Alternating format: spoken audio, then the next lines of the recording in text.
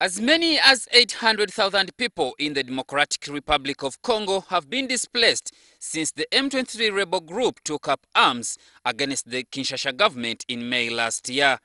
The M23 rebel group accuses DRC President Joseph Kabila of failing to honor an earlier peace deal to integrate rebels into the army. M23 rebels say they want to improve living conditions for the people of Eastern DR Congo, as the UN reports accuse Rwanda for heavily being involved in Eastern Congo since those responsible for the country's genocide fled there in 1994.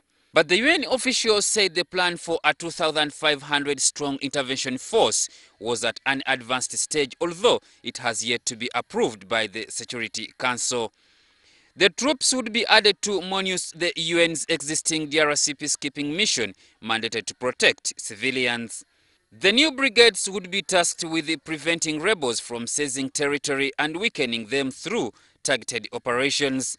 Alongside this rapid reaction force, a broad political plan to bring stability to the region is set to be signed on the sidelines of the AU summit in Addis Ababa by the leaders of the DR Congo, Rwanda, Burundi, Angola, Congo-Brazzaville, Tanzania and South Africa. All of these measures were triggered late last year when M23 rebels seized the eastern city of Goma. UN Secretary General Ban Ki-moon has been pushing for a comprehensive approach to dealing with the seemingly continuous conflict in Eastern DRC, fueled by interference from neighboring states and facilitated by the weakness of the Congolese government and army.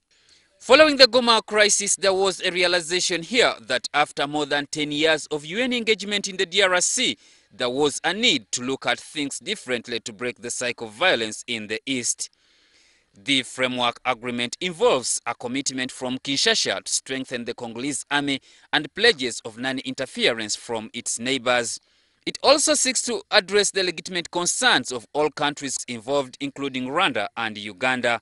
According to the UN peacekeeping official in DRC, the UN intervention force would not be a substitute for the Congolese army, but rather it would create a specific space and time for the political process and for the army to build at least some capacity.